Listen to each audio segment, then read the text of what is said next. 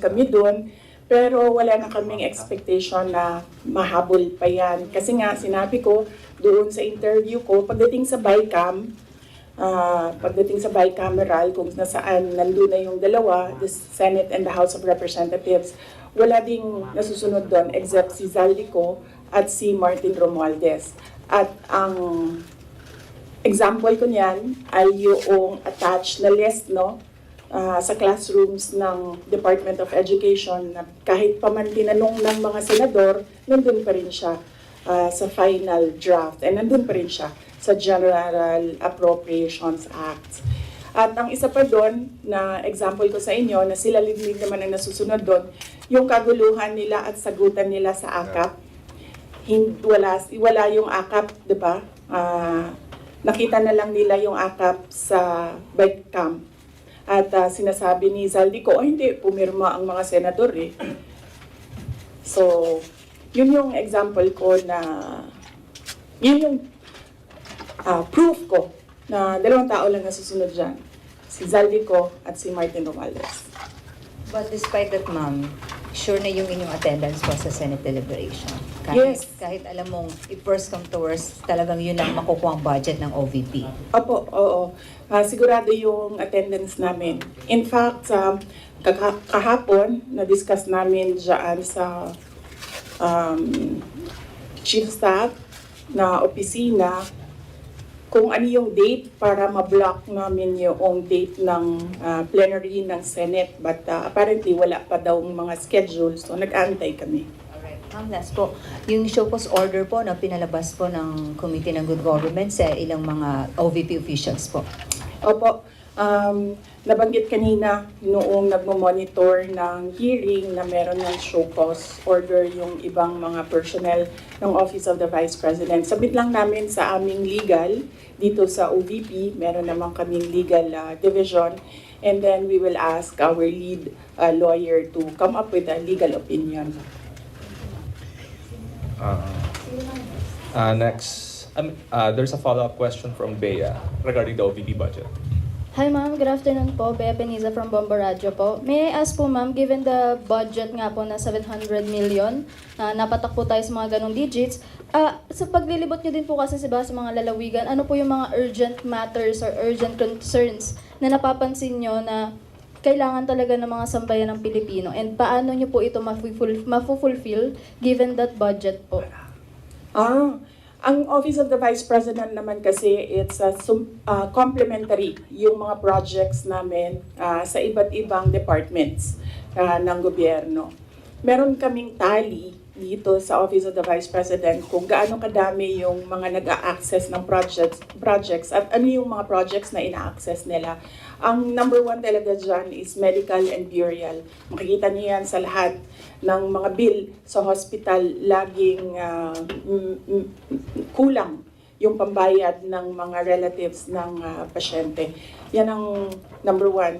And then number two is financial assistance, yung mga hingi nila na augmentation sa kanilang pang-araw-araw. Minsan panggastos, minsan pangbayad sa kuryente, minsan pangbayad sa upa ng bahay, minsan naman humihingi sila kasi nagkukulang na yung pangbayad para sa paaralan, eskwelahan ng mga bata. So iba-iba yung rason nila, pero the same yung request nila, financial assistance. And ang sunod niyan is yung request hindi lang ng mga taong bayan but ng mga local government units or even mga barangay officials. Kapag merong disaster, humihingi sila ng tulong para sa pagkain, food and non-food supplies ng mga biktima ng calamity. So yun yung top 3 na lagi naming ma-encounter na hinihingi sa Office of the Vice President. In fact, hindi lang yan sa OVP kasi nung mayor ako, halos the same yung requests ng mga tao.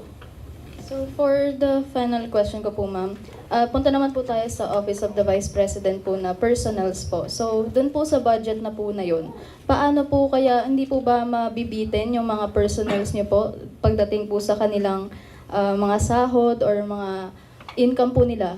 Hindi naman po ba sila mabibitin given that budget po, or may mga benefits pa po ba rin silang matatanggap with that budget? Yun po ma'am. Yes, oo. Kasi ang unang-unang ginagawa ng budget is pinupondohan niya yung obligations ng gobyerno. Kapag permanent employee ka, obligation ng gobyerno lahat ng bayad sa iyo, hindi lang yung sahod at iba, kasali na yung iba pang benefits. So yan, hindi yan siya pwede tanggalin ng paggawa ng GAA, ng General Appropriations Act. So on that point, kung mawawalan ba sila ng sweldo at benepisyo, hindi. Kasi obligation yan ng government sa employees ng government. It's not the same for those na contracts or hindi sila employees ng government. Hindi guaranteed yung budget para sa kanila. Thank you very much po, ma'am. Okay. Next question. Bongs Magsumbol, Rappler.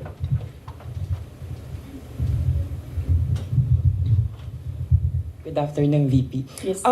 VP, as we're speaking right now po, merong ongoing House probe. Actually, a minutes ago, former Undersecretary Gloria Mercado says you gave her envelopes containing 50,000 each from February to September 2023 when she was with Hope or the Health Orchestrate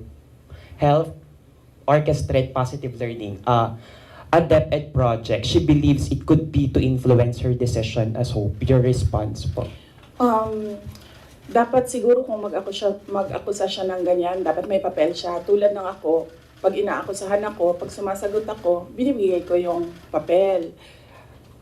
Gloria Mercado is a disgruntled former employee of the Department of Education. She was let go because of loss of trust and confidence sa Office of the Secretary. Una niyang ginawa, well, hindi ko alam kung anong nauna, pero naka-strike 2 siya sa akin. Ang una niyang ginawa, nag-solicit siya ng 16 million pesos sa isang kumpanya on paper using my name without any authorization from the Department of Education. Bibigay ni JC sa inyo mamaya yung papel. Kalagay doon. Pangalawa, noong nag-school visit ako sa Cebu, merong lumapit sa akin na teacher. Sabi niya sa akin, Inday Sara, masakit sa loob namin na mga teachers kami na nasa field. Tapos merong humahawak ng teacher items na wala dito sa aming probinsya o wala dito sa aming region. So, pinakwento ko siya. Iyon naman yung purpose ng aking mga school visits, di ba, sa iba't ibang lugar naman sabi ko, one-on-one tayo, kwento mo lahat sa akin. And then it turned out, ang HR mismo ng Department of Education, our Undersecretary, took a teacher item from Region 7, nilagay niya sa central office for a non-teaching task. Ginawa niyang executive assistant niya. Ang apelido nun, Villar. Meron niyang paper trail. So, nung bumalik ako sa central office, tinanong ko, totoo ba na meron tayong teacher item galing sa Region 7 na nandito sa atin?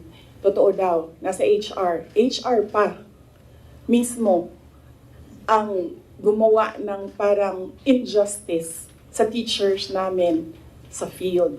So on that second point, hindi ko na pinalampas. Sinabihan na siya na there is loss of trust and confidence. And you should go. And then she said na, pwede bang mag-retirement na lang ako instead na paalisin ninyo ako. Kasi ang tagal ko na, matanda na ako. And then sinabihan siya, okay, sige. You go. So she's a disgruntled former DepEd employee. At yan yung dalawa na rason kung bakit siya pinaalis. May papel yung 16 million na solicitation niya. May papel yung teaching position sa Region 7 na kinuha niya. And my experience sa kanya, ayoko, factual lang ako ayoko atakihin yung pagkatao niya. Pero when she was HR, of the Department of Education. Meron kasi akong time dyan for our USECs and ASECs na hindi execom. So, pinapapunta ko yan sila kung sino man yung merong concern, sino yung may problema, pumunta kayo sa akin, mag one-on-one tayo. So, one of those times na one-on-one kami, siniraan niya yung isang USEC, isang ASEC ng Department of Education. And bago pa lang kami nun. In fact, pag alis ko, 2 years lang kami, very, very new. Na nagulat ako, kasi HR ka eh. Pag HR ka, hindi dapat ikaw yung mag-cause ng away-away sa loob ng institusyon. Dapat ikaw yung maging peacemaker. But siniraan niya yung isang ASEC and isang USEC sa akin mismo. And nagulat ako. Why attack the ASEC or the USEC sa kanilang pagkatao? Hindi naman trabaho. And then, ganun din ang ginawa niya. Nung umalis na siya sa Department of Education because of the 2 points, lumipat siya sa Senate. One of the offices of the senators din, nandiyan yan siya ngayon. And yung isang kaibigan ko doon sa Senado, narinig namin na sige na siya atake. Inaatake niya si Michael Poa, si Reynold Monsayak, si Gerald Chan. Nang iyan ngayon yung nakapangalan sa kanyang statement. Kaya kami, nung nagbasa siya kanina ng statement, hindi na kami nagulat. Kasi naririnig na namin sa opisina, dyan sa Senate, yung mga pinagsasabi niya after she was let go. I think, hindi lang siguro niya matanggap na kasalanan niya kung bakit siya pinalayas sa Department of Education. Pero hindi din talaga namin matanggap na magsusolicit ka sa isang private company on paper 16 million. And then, kukuha ka ng teacher item sa field, gagawin mong EA sa central office. Hindi pwede yun. VP, in relation to that, since you brought up yung names po ni Attorney Poa and Attorney Monsayak. So during the probe earlier, she said that yung reason daw kung bakit daw siya nilet go ng DepEd nyo po was that she disagreed daw with Attorney Monsayak's suggestion that bidders in the DepEd computerization program just discuss it among themselves to avoid failed bidding. Ngayon ko lang narinig yan. Sa kanya ko lang narinig yan. Pero ako ang nagsasabi, kasi I was the one who fired her out of the Department of Education. Yung dalawang rason na yon, ang rason kung bakit siya pinaalis sa Department of Education. And as I said, may papel yon. Ibibigay namin sa inyo ang papel. Ang HR record ni Villar, nasa Department of Education din. In fact, hanggang ngayon si Villar nasa region. Kasi sinabihan niya yung region bago siya umalis na ilagay yan sa region, wag yan sa teaching position. Pero that person is holding a teaching position. Any more questions regarding the HOR probe? MC, Philippine Daily Inquirer. Hi ma'am, good afternoon. Regarding din sa probe, kasi apparently parang there was a response from some of the congressmen about yun sa dahil wala nga po kayo ngayon doon.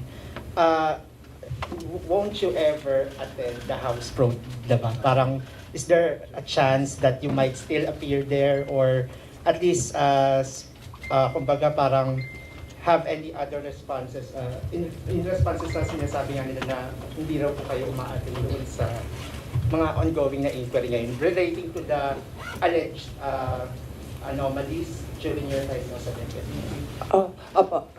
Nasabi na po namin doon sa opening statement ko kung ano yung sa tingin ko ginagawa ng House of Representatives. And lahat naman sa mga sinabi ko, meron kaming basihan.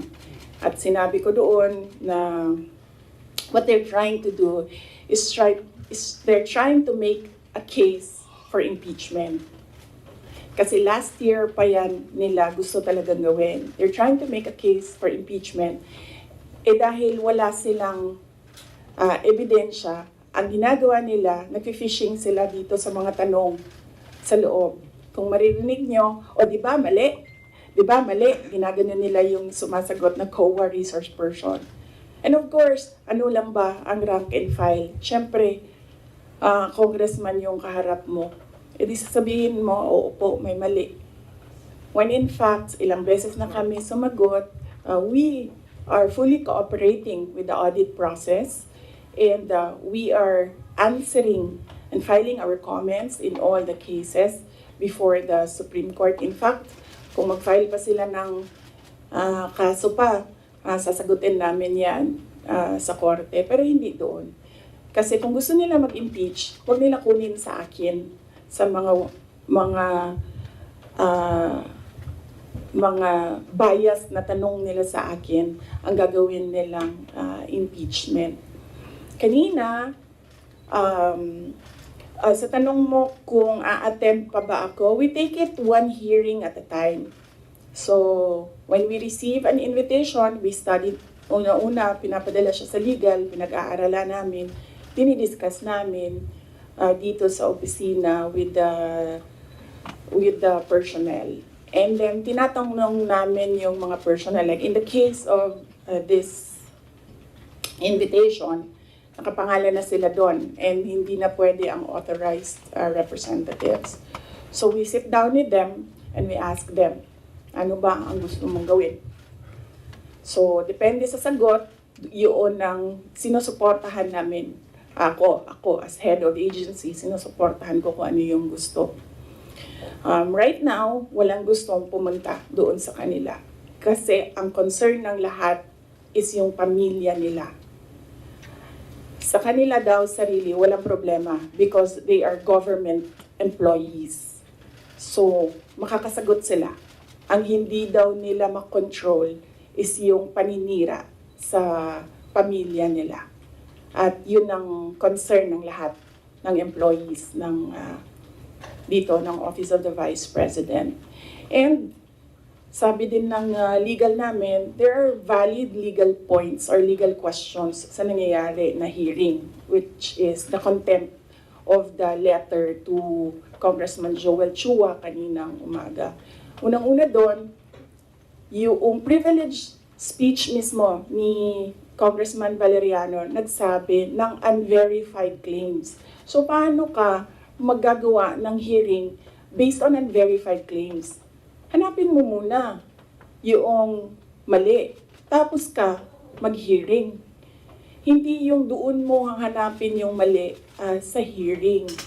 Pangalawa, ito yung punto ko nung last akong pumunta sa kanila. Nakalagay sa batas, nakalagay sa constitution natin. Inquiry in aid of legislation. Hindi siya gumamit ng investigation. Sabi niya doon, persons, the right of persons shall be respected. Hindi siya nagsabi ng witnesses. Pero pagdating mo sa rules sa loob ng House of Representatives, rules nila in aid of legislation, ginagamit na nila interchangeably. Inquiry and investigation, persons and witnesses. Mag-decide mo na sila, ano ba sila doon, korte o hindi? Hindi naman sila korte. Paano ko nasabi na gumagalaw sila na parang korte? Nilagay nila doon. The rules of court are supplementary to these rules. So, ibig sabihin, gumagamit na sila ng rules of court. Ang ginagawa nila doon na is an investigation that is akin to the judicial process na ginagawa ng NBI, na ginagawa ng DOJ, na ginagawa ng mga piskal. At ang isa pang punto namin doon sa sulat ay, ano yung pangatlo? Kalimutan ko na. Pahingi tubig, sir.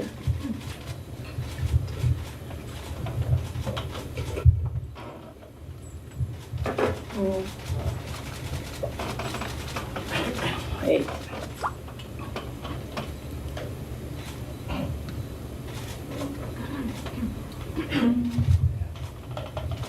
Napagod ako sa kakasulat nito kagabi. Ano oras ito? Pinadala ko. 12:35 a.m. Ito na. Thank you.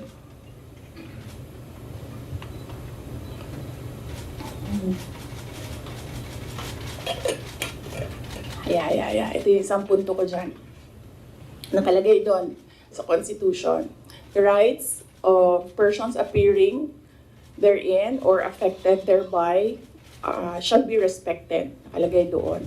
So, ibig sabihin, dahil in aid of legislation lang ito, at hindi naman ito prosecution or investigation, ibig sabihin, pwede humindi ang tao, di ba? Kasi, ayoko sumali sa pag-craft ng legislation nyo, bakit nyo ako pipilitin? Di maghanap kayo ng ibang resource person. Ang dami namang previous vice presidents dyan. Napakalapit ni former President Gloria Arroyo sa kanila. Yun ang tawagin nila, gawin nilang resource person kung meron talaga silang batas na ginagawa about sa Office of the Vice President. And then ang huli noon is sub judice.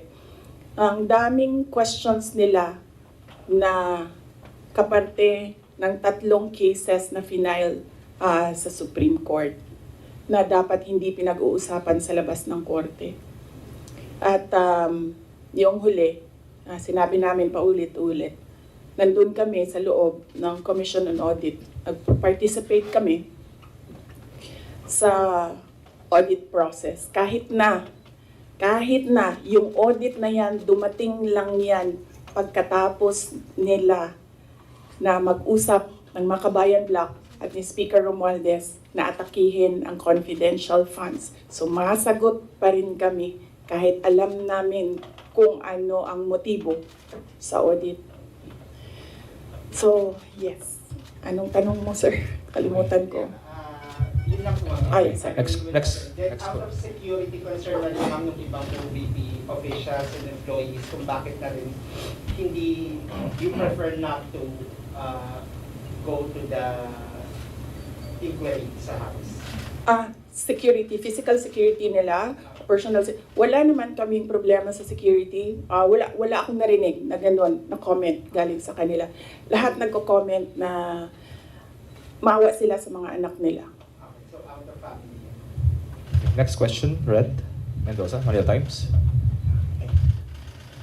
Good afternoon po, Ma'am. Red Mendoza po from the Manila Times. Ma'am, si Congressman Jill Bongalon of the Ako Bicol Party List said na kung hindi naman daw po kayo interested sa trabahong ito, mag-resign na lang daw po kayo. Sabi din po ni Kong David Suarez, Deputy Speaker David Suarez, na most of the congressmen felt na the Vice President, kayo daw po, with all due respect, ma'am, sabi po, mag-resign na lang daw po kayo kasi parang hindi kayo interested sa trabaho, ma'am.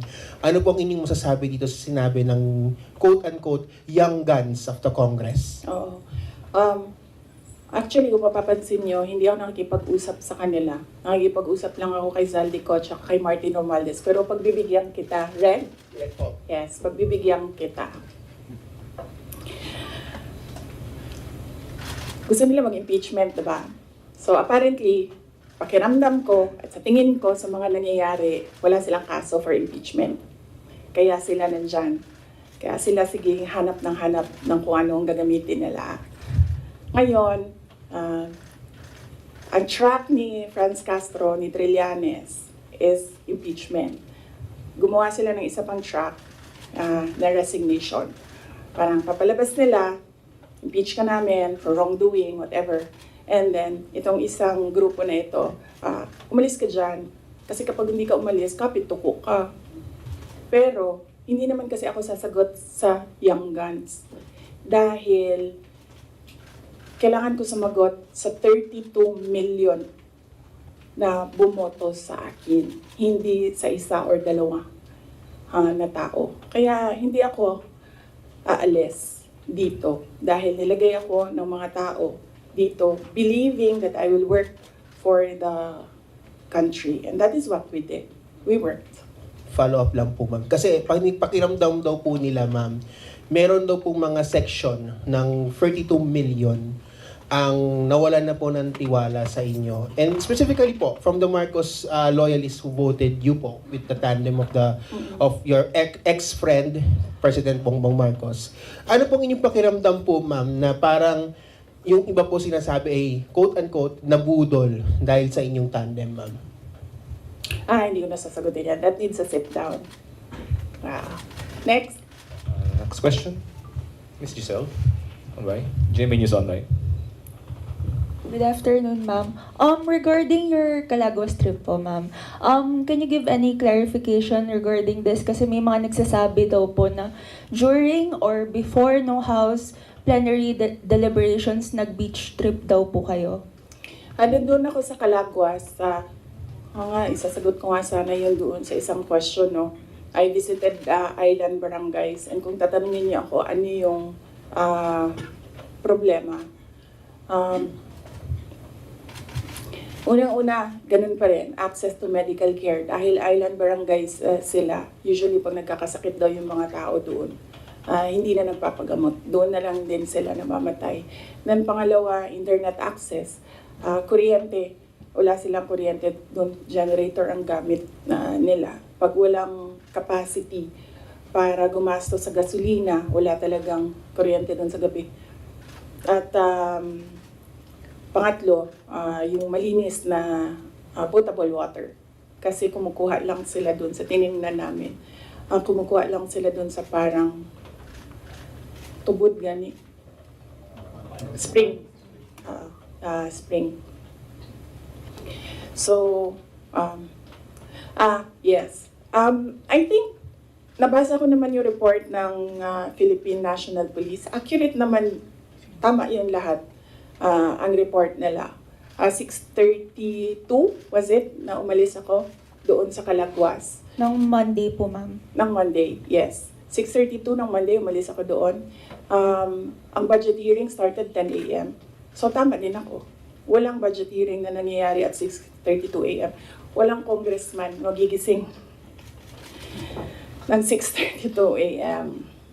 para magtrabaho. Ang gumagawa lang ng ganyan ang mga executives na hindi natutulog para magtrabaho. So at by the time na nag-hearing sila sa budget, 10 a.m., nandun na kami sa Vinson's poblasyon. Umiikot na kami doon sa iba't iba nilang landmarks sa Vinson's. I'm happy na dahil sa aking pagbisita doon ay na-highlight ang Calaguas Islands. They need more visitors there kasi karamihan sa kanila they depend on tourism na nangyayari lang kapag summer kasi medyo malayo yung boat ride tsaka choppy yung balod nila. Ano sa'yo? Maalon. Yes. Next question, Mr. Jason Rubigo, SMNI. Other topic? Yes. Baka may question pa sila tungkol sa issue. Any other follow-up questions? Sa Bicol, tapusin muna natin yung Bicol. Can you tell us more about your meeting with former Vice President Lenny po? I do not have permission from Vice President Lenny to talk about what we talked about. Pero ito lang yung gusto ko sabihin din sa mga tao.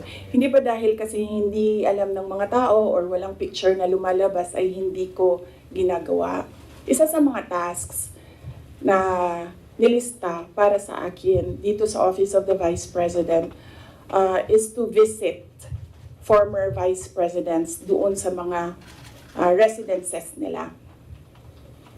Ang una kong nabisita, syempre, hindi alam ng mga tao kasi wala namang lumabas na picture, but mag-excuse lang ako sa family.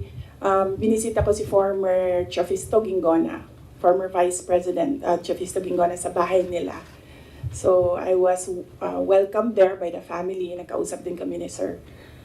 And then, next was former Vice President Erap Estrada. Binisita ko din sa bahay niya. Anong purpose ng pagbibisita ko? Nagpapakilala ako sa kanila. Nagsasabi ako na ako yung Vice President. At sinasabihan namin sila as former Vice Presidents, we owe it to them na kung may kailangan sila, susuportahan namin sila, yung opisina ng OVP. And we invite them to lend us memorabilia para sa Office of the Vice President Museum. So binisita ko si former President Erap Estrada sa bahay niya. Binisita ko si former Vice President Gloria Macapagal Arroyo sa bahay niya. And then ngayon, I had the opportunity to visit Vice President Robredo sa bahay niya. So dalawa na lang, and I still have 4 years to go. Dalawa na lang ang hindi ko pa nabibisita sa bahay nila. Si former VP Binay and former VP De Castro. Follow-up? Yes, yes. Jason. Ma'am, yung comment niyo po doon sa sinabi po ni spokesperson ni Vice President Lenny na si Sir Barry na feel nila nagamit po sila, nagamit po ninyo sila. Hindi ko na sasagutin si Barry. Kung meron akong sasagutin, dito lang ako sa taas. Si Vice President Lenny, or si President Marcos, or si Zaldico, or si Martin Romualdez. Yeah. For clarification, ma'am, yung meeting with Vice President Lenny, was it planned po or hindi planado yung pagpunta po natin doon? Hindi ko na sasagutin yung details kasi I understand hindi din nagsasabi ng detalye si VP Lenny. Pero i-confirm ko na nandun ako sa bahay niya. Follow-up. MC. Can you confirm that, I mean, the camp of former Vice President Lenny said na it was more on personal, nothing political naman daw. Can you confirm na it was more on personal conversation lang yung nangyayari and nothing political? Siguro no, as she's more senior than me kasi nauna siyang maging Vice President sa akin. Kung meron mang dapat magsalita, siguro dapat si Vice President Lenny yun kasi bahay niya yun and siya yung binisita. So, napaka-assuming ko naman kung ako yung magkukwento. Ako na nga yung bisita, ako pa yung madaldal. So, kung si Vice President Lenny Robredo ay walang sinasabi, respetuhin natin kung ano yung gusto niya. Pero more personally, like what she said. Same answer yung kanina. Next question. Follow-up. Lance? From Newswatch Siyempre, nagkaroon po ng ilang parang ideas na possible daw na magka-alyansa in the future because of that meeting. Pero kayo po ba, bukas po ba kayo na in the future ay makipag-alyansa sa politika with former VP Robredo? Hindi yan yung nasagot ko, no? Pero nasagot ko na yung question about political alliances noong araw na umalis ako sa Department of Education. Sabi ko doon, inimbita ako ni President Marcos na sumama sa kanila. Inimbita din ako ni former President Duterte na sumama din sa kanila. And right now, hindi ako, ang sinasabi ko nga noon, I'm single and ready to mingle. But right now, hindi ako handa na sumama kahit kanino man because kailangan ko muna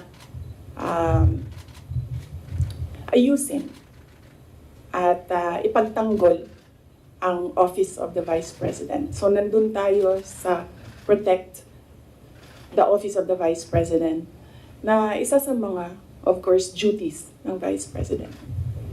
Next question, Kat Domingo, ABS-CBN. Ma'am, still on this topic, mayroon pong ibang mga political analysts who are saying that you are who are accusing you of using your visit to Naga as a diversionary tactic, allegedly, doon sa mga intrigue sa inyo sa House of Representatives, particularly the budget hearing. Your defense to this, ma'am? Unang-una, ang diversionary tactic, wag the dog nga sinabi ko noon na ginagawa is yung pag-atake sa akin.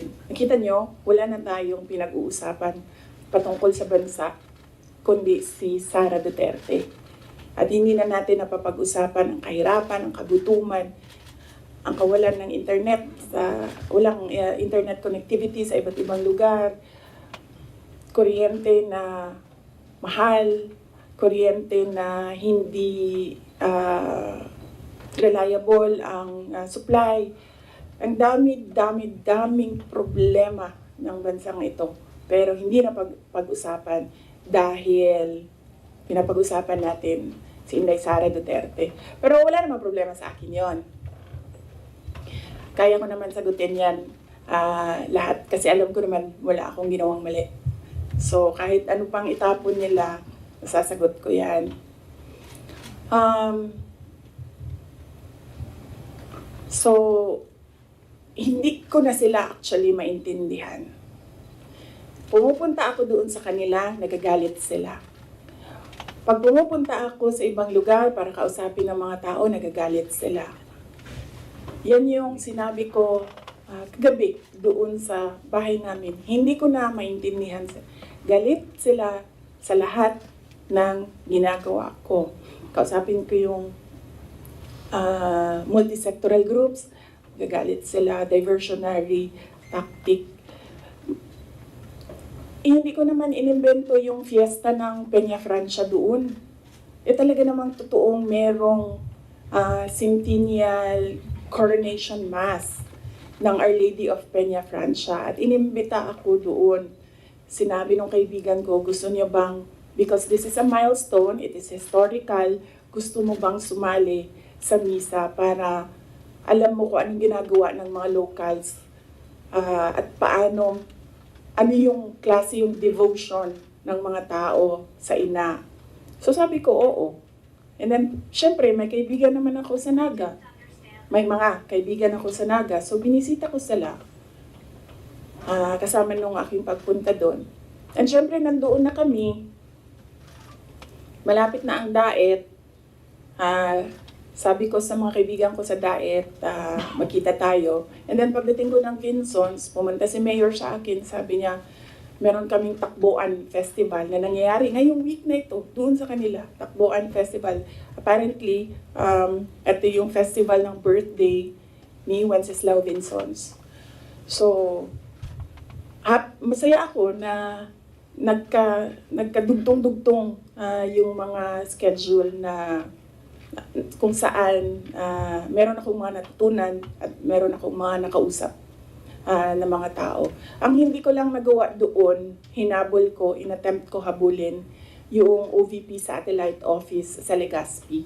Kasi meron kaming mga concerns na gusto ko kausapin sila doon. Pero pagdating ko kasi sa Legazpi, 5:30, nagsarado na yung opisina. Ayoko rin naman mag-antay yung mga tao. So, hindi ko naabutan yon.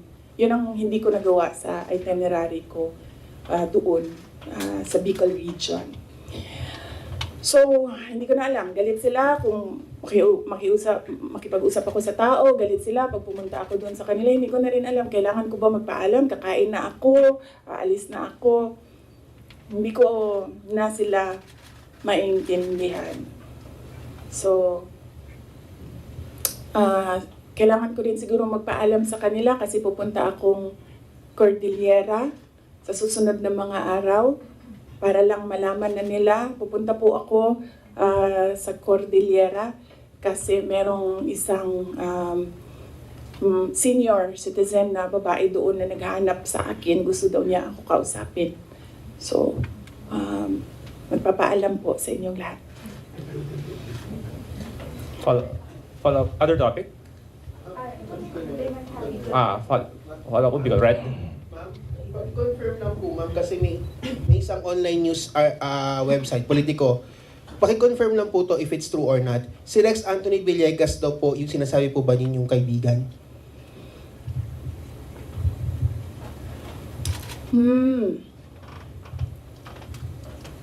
Hindi ko alam kung nagsalita si Asek Villegas.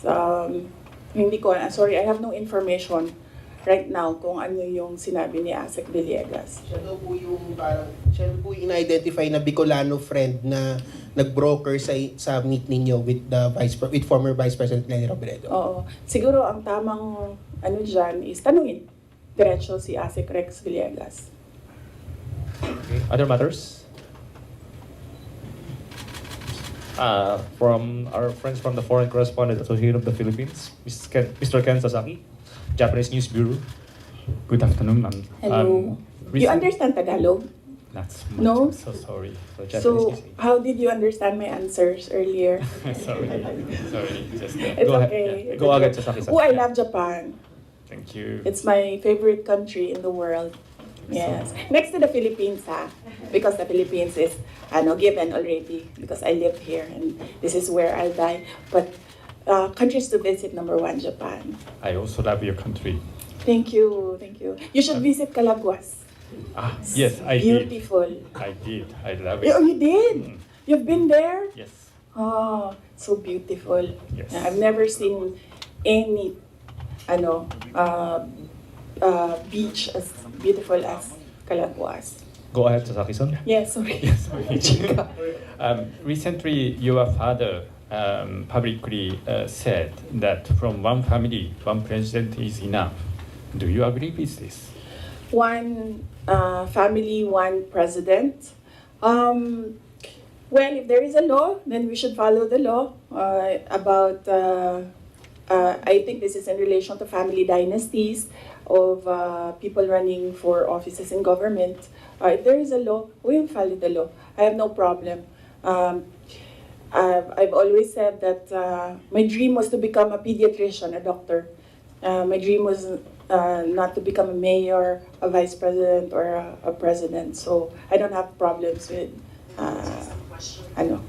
not becoming president of the Philippines. I talked to my friend in Cambodia, and I learned that they have a 16 million population. I said, I'll run for president in Cambodia. It's easier. It's just 16 million. And hopefully additional.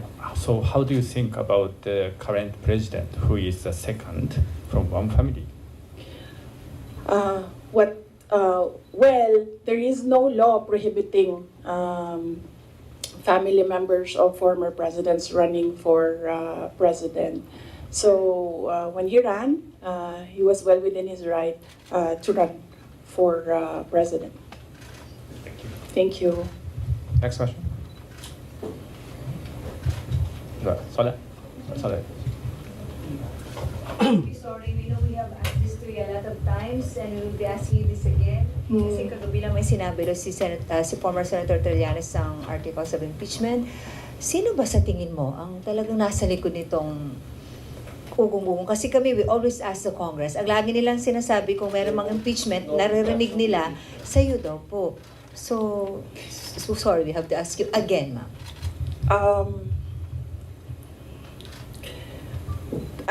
Kinote ko naman na si Representative Castro, di ba? Sa kanya nagsimula yan. I-quote ko ulit para meron akong mga notes ng quotes dito eh.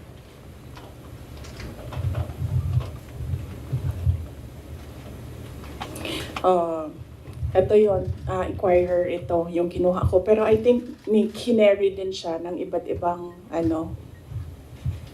media outlets. The impeachment is especially on the misuse of public funds and technical malversation and violating the 1987 Constitution because a government official is bound to follow the Constitution. So last year pa lang, meron na siyang grounds for impeachment. Kaya sinasabi ko, ginagawa nila ng paraan, pumasok lahat nung kailangan nila doon sa pinag-usapan nila na grounds. And then yes, nagsalita, kanina sinabi ko, one track is impeachment. Nandito si Castro, nandito si Trillanes. Sino, alam ko kung sino, pero hindi ko siya masabi. At the proper time, siguro, pag lumabas na yung story about sa kanya, sasabihin ko yung lahat ng alam ko. Pero hindi pa kasi lumalabas dito sa hearing yung pangalan niya eh. So, pag merong nagsalita dyan about sa kanya, sasagutin ko, sasabihin ko kung sino. So, iisa lang ang handler ni Risa Ontiveros, ni Sonny Trillanes, at ni Franz Castro. Although si Franz, parang I think she's serving two masters. Hindi siya direct doon sa isa. Dito lang siya sa isa. Isa lang ang handler nilang tatlo. Kasi ang dami nyo ng materials. Pag inubos natin lahat ngayon, wala na kayong trabaho bukas. Sa susunod na araw, sa susunod na buwan, ano po yung trabaho ninyo? Wala na kayong balita. Hindi. Hindi. Alam niyo naman gusto niyo lang manggaling sa akin. We know the person. Alam niyo kung sino. Gusto niyo lang manggaling sa akin. Pero mamaya na kasi meron kasi siyang kwento kasi hindi pa kasi lumalabas. So hindi ko malabas yung kwento. So, Sa itong hearing na lang dito. Sa quad po. Sa current hearing po ba sa good government po ba lalabas? O sa Quad quad po. as a good government. About sa akin, wala naman ako doon sa Quadcom I think sinubukan natin ni Trillanes yung sabi niya mas masahol pa ako kay PRD. Kasi hindi niya ata ma-prove. So, tinigilan niya ako doon sa EJK. So may na-expect kayo, ma'am, na information against sa'yo doon sa good government na hearing? Ano daw? Sorry. So meron kayong, yung hinihintay nyo na kwento, may na-expect kayo doon na kwento sa good government na hearing about sa'yo, ma'am? Hindi about sa akin, about sa kanya. Okay. I mean, yes, about sa akin. Pero, Coming from him. related sa kanya. May video pa yun Any follow-up, Kat? Tapos sabi nila, ako daw yung hindi mapagkatiwalaan. Hindi nga lumalabas yung video. Wala nga nakakaalam ng video Ako lang. Video, ma'am. Ma'am, anong video, ma'am? Basta. Ma'am, anong video po yun, ma'am? Ay, pag sinabi ko yung gender, alam niyo na kagad kung sino Anong video, ma'am? Alam niyo naman, di ba? Gusto niyo lang talaga manggaling sa Ma'am, akin. hindi po. JC, alam mo. No, we don't. Antayin natin. Mahaba kasi yung kwento sa kanya. Tapos pag kinento ko yung parte lang ng question na yan, sayang naman yung ibang chismis. Hindi chismis yun kasi ako yung ako yung may alam. Hindi. Iba pa. Iba pa. Yeah. Hindi ito yung pulveron. Hindi din. Oo. Wala na bang question? Ano na ito? Next Fishing na ito. Next question. Fishing. Ma'am, yung topic na lang ng video, about saan lang po yung video?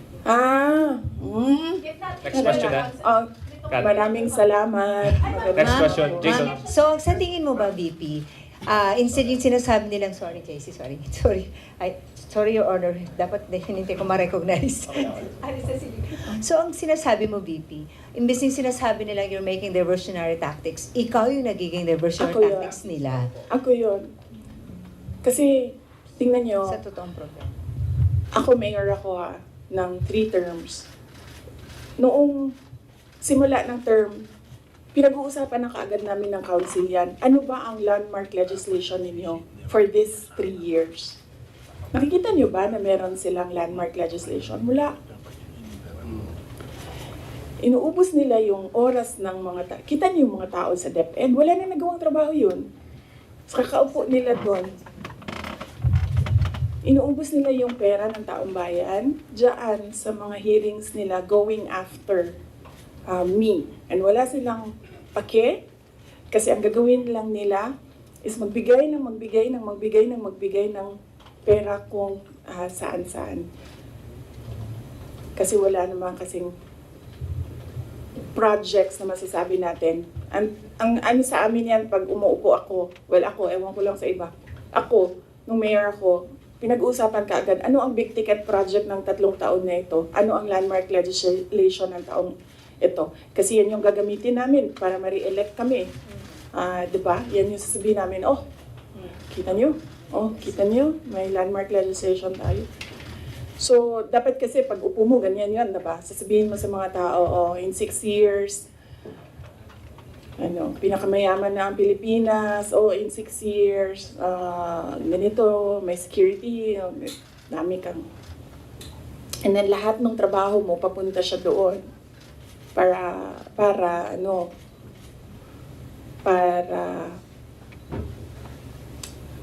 pag-alis mo, nakikita ng mga tao yung trabaho for the past 6 years. So, Thoughts, follow up, other matters. oo, okay lang kasi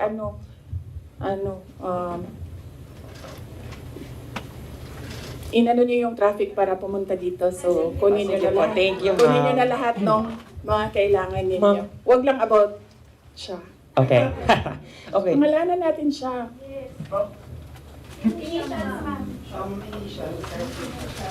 Ano bang...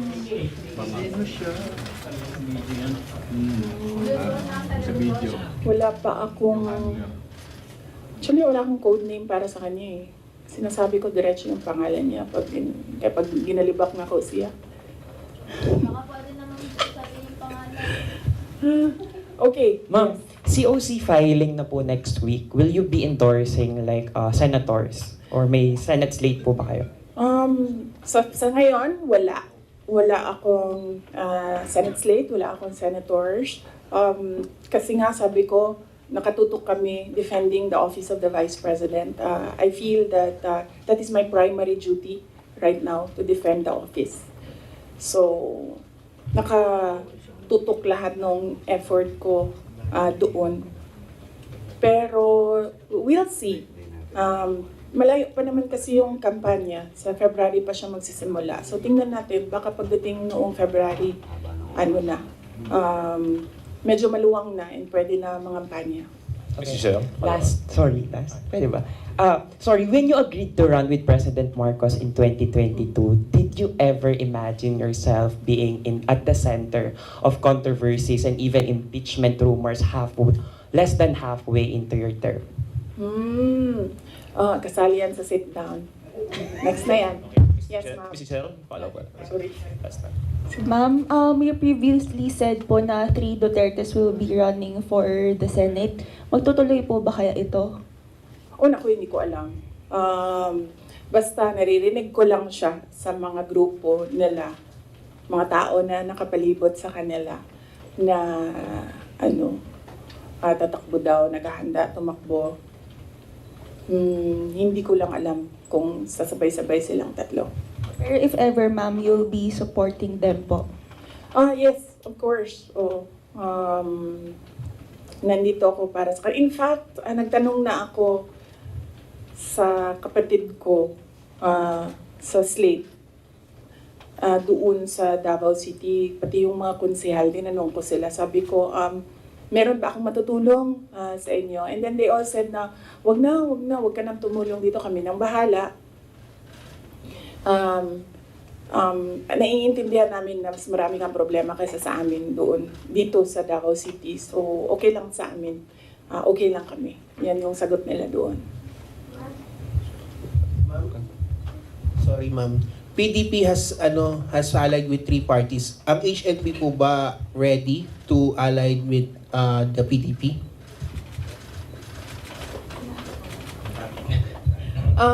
Wala pa kaming discussion na mag-alliance with PDP.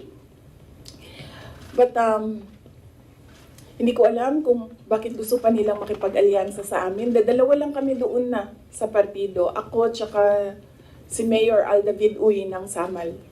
Kami na lang dalawa na nandoon sa partido.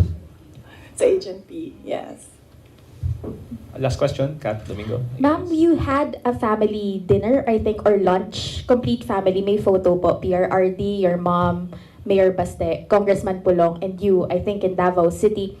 What was discussed there politically? Ano rin po yung advice sa inyo ni PRRD when it comes to defending the office of the Vice President right now? And thirdly, meron po bang mga humihingi ng endorsement niyo for the 2025 midterm elections?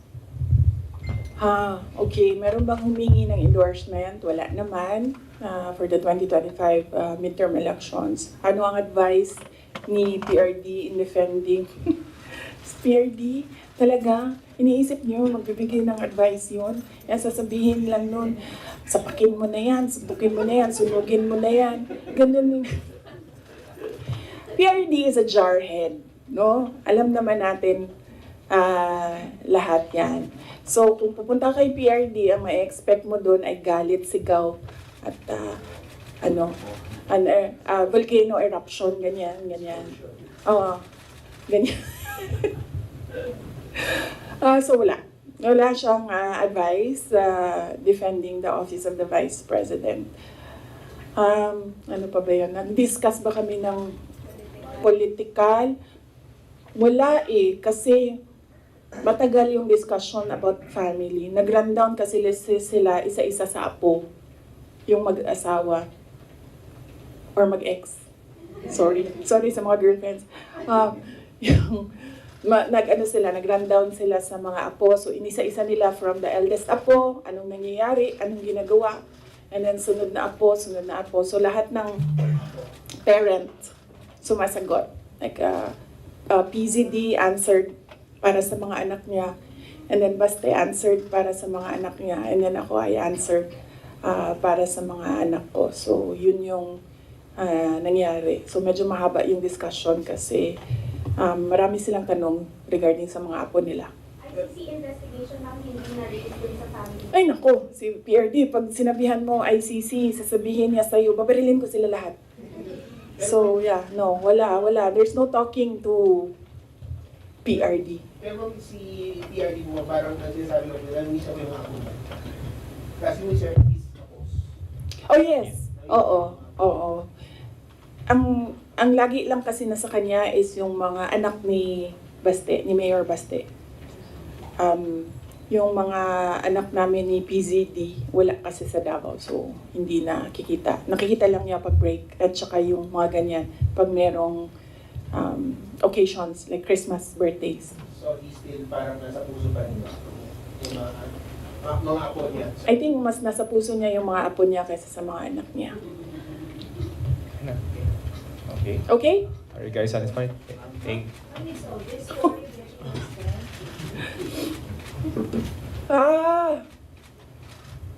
Wala naman kasi talaga akong ginawang mali. Pero kung sa tingin nila meron man, dalhin nila kung saan, dalhin nila sa impeachment, dalhin nila sa korte, sasagutin namin.